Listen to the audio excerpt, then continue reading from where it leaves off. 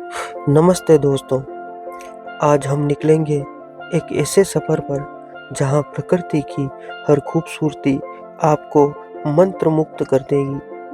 हरे भरे पहाड़, शांत नदियाँ और बहते झरने, यही है हमारी मंजिल।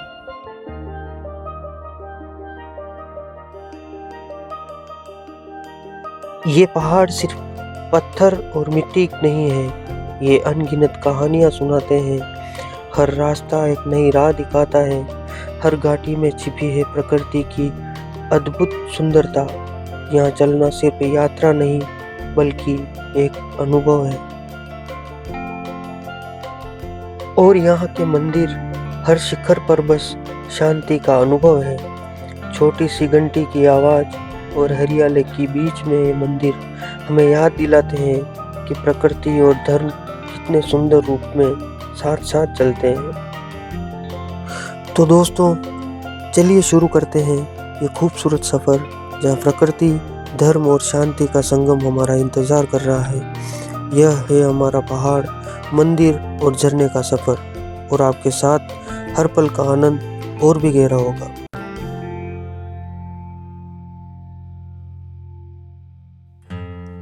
उबेश्वर महादेव का मंदिर शहर के रेलवे स्टेशन से करीब 15 किलोमीटर दूर स्थित है। दोस्तों, हम अभी उदयपुर के उस हिस्से में हैं जहां नया रेलवे स्टेशन बन रहा है। अभी यहाँ निर्माण काम चल रहा है, इसलिए प्लेटफॉर्म और चारों तरफ हलचल देख सकते हैं। लेकिन चिंता मत कीजिए, स्टेशन के बाहर का रास्ता और आसपास की हरियाली हमें हमारे सफ़र की शुरुआत का मज़ा देगी। रेलवे स्टेशन के बाहर निकलते ही आपको आसानी से ऑटो मिल जाते हैं, जो आपको आपके सफ़र की शुरुआत के लिए सीधे रास्ते तक ले जाते हैं। ये छोटा सा सफ़र ही आपकी यात्रा को और आरामदायक और आसान बना देता है। रेलवे स्टेशन से सिर्फ 500 मीटर की दूरी पर आपको बस स्टॉप मिल जाता है। इसके आसपास कई होटल और रेस्टोरेंट भी हैं, जहां आप आराम से ठहर सकते हैं, थोड़ा फ्रेश हो सकते हैं और फिर अपने सफ़र पर निकल सकते हैं।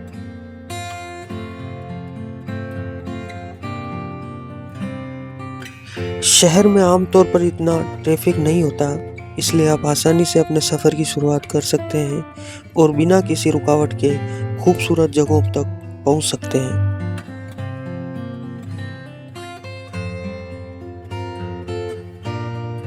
थोड़ा आगे बढ़ने पर आपको फतेह सागर झील दिखाई देती है। झील के किनारे से चलते हुए आप सीधे उबेश्वर महादेव तक पहुंच सकते हैं, जहां शांति और प्राकृतिक सुंदरता का अनुभव मिलता है। दोस्तों, ये घने पहाड़ और उनके बीच बहती नदियाँ, इन्हीं के बीच महाराणा उदय सिंह ने 1559 में उदयपुर बसाया था। कहते हैं जब उन्होंने ये जगह देखी तो प्रकृति की खूबसूरती देखकर वहीं ठहर गए और इसी को अपनी राजधानी बनाया।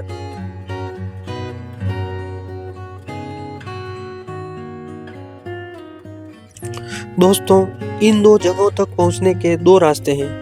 पहला रास्ता चेतक सर्कल से रामपुरा होते हुए जाता है। दूसरा रास्ता फतेहपुरा से फतेह सागर होते हुए ले जाता है।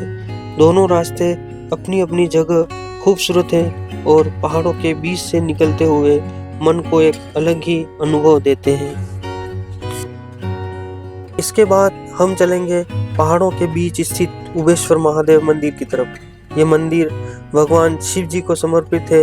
यहाँ पहुँचते ही घंटों की आवाज़ और प्रकृति की शांति। जैसे जैसे हम आगे बढ़ते हैं, शहर का शोर शराबा छोड़कर हम पहाड़ों की शांति की तरफ चल पड़ते हैं। और इसी सफ़र में हम सबसे पहले देखेंगे बड़ी तालाब और उसके बाद पहाड़ों के ऊपर स्थित पवित्र स्थान उबेश्वर महादेव मंदिर। दोस्तों, अभी आप जो देख रहे हैं ये है बड़ी तालाब, जिसे जियान सागर भी कहा जाता है।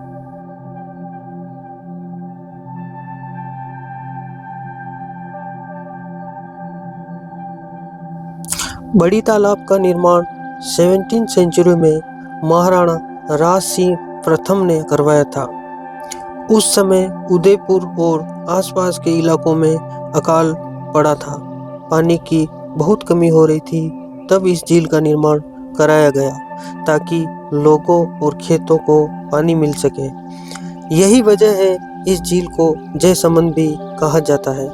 करीब 155 एकड़ में फैली ये झील आज भी स्थानीय लोगों के लिए बेहद खास है। खासकर मानसून के दिनों में जब झील पानी से भर जाती है तो इसका नज़ारा किसी स्वर्ग से कम नहीं लगता।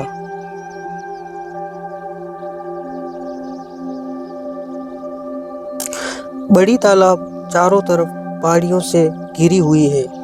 यहाँ का वातावरण इतना सुकून देने वाला है कि यहाँ आकर आपको सिर्फ पक्षियों की चहचहाट और पानी की लहरों की आवाज़ सुनाई देगी। यहाँ से सूर्योदय और सूर्यास्त के नज़ारे बहुत शानदार दिखते हैं।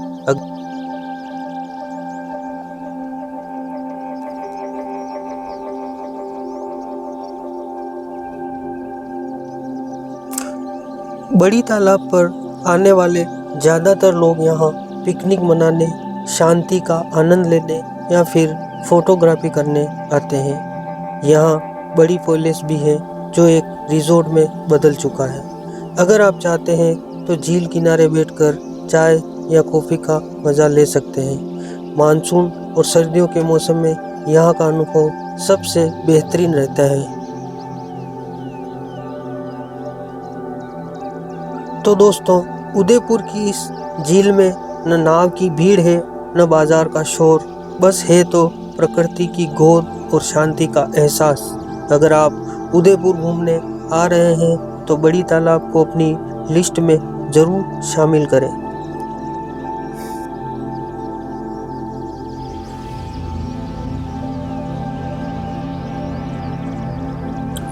दोस्तों, बड़ी तालाब के सामने की तरफ एक शिव मंदिर स्थित है।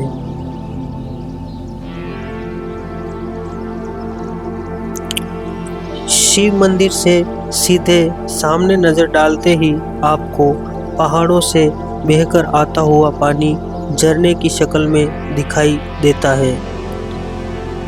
झरने के किनारे बैठे हुए लोग मंदिर की घंटियों की आवाज़ और पानी की गुनगुनाहट एक साथ सुनते हैं, जो नेचुरल और स्पिरिचुअल दोनों अनुभव देता है।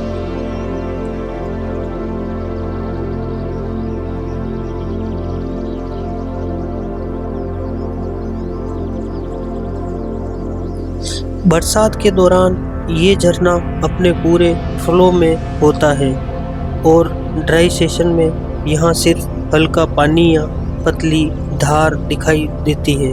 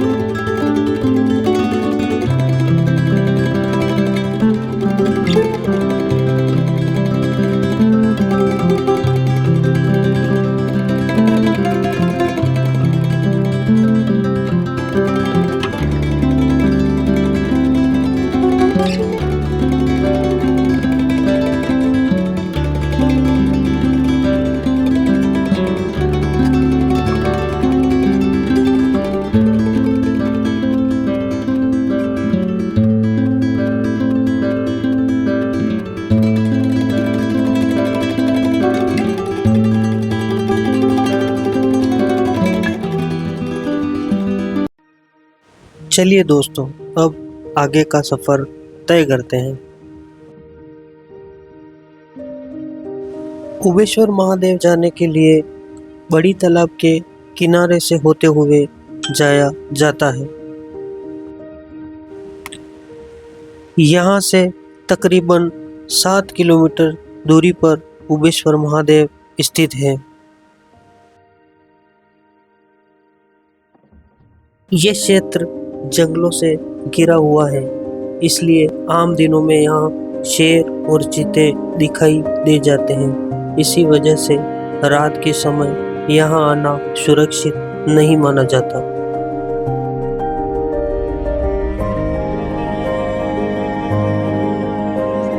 चलिए दोस्तों, अब चलते हैं कुछ और आगे।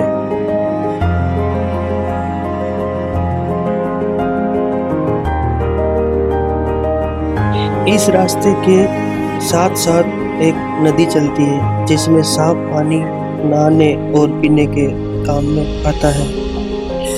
हम कुछ देर यहाँ एंजॉय करने के बाद आगे निकलते हैं।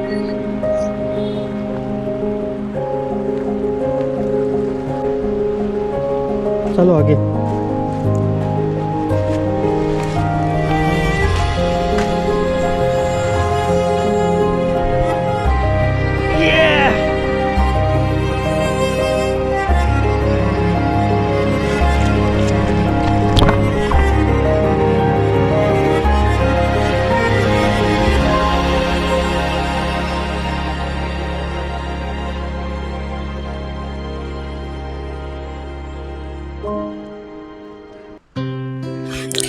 कुछ देर यहाँ पर रुकने के बाद हम सीधे पहुँच जाते हैं मंदिर। मंदिर का ये प्रवेश द्वार है। इसके बाईं तरफ जो आपको दिखाई दे रहा वही मुख्य मंदिर है यहाँ का।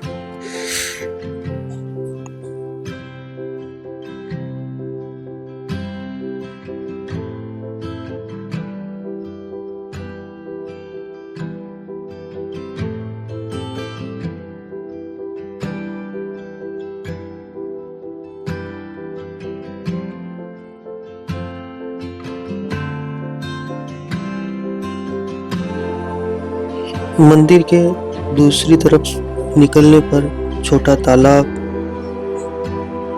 यहाँ से आपको दिखाई देगा पानी का ओवरफ्लो। मंदिर के आसपास का पानी, पहाड़, नदियाँ और बहुत सारी हरियाली। चलिए दोस्तों, अब चलते हैं इससे थोड़ा आगे। यहाँ दर्शन करने के बाद हम बाहर निकले और चाय नाश्ता किया। उसके बाद आगे लगभग 100 मीटर पर मां वैष्णो देवी का भव्य मंदिर स्थित है।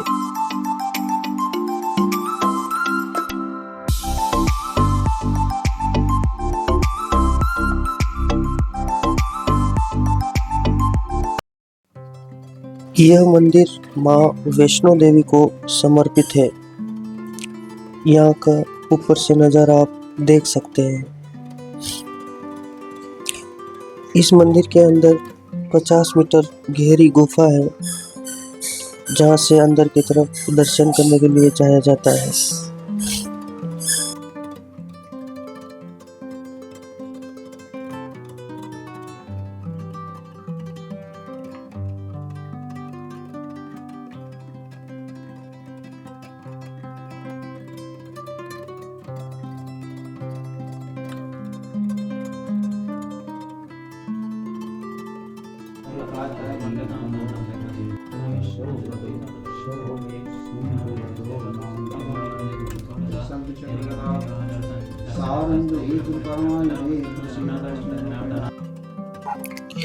अब चलिए दोस्तों, यहाँ से हम बाहर निकलते हैं।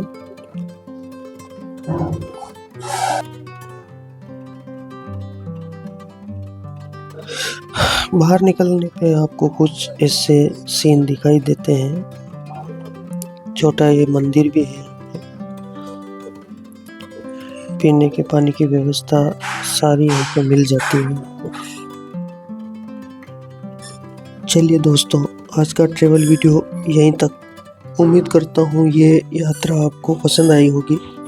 आप अपने विचार कमेंट्स में ज़रूर बताइए, और अगर आपको वीडियो अच्छा लगा हो तो लाइक और शेयर करें।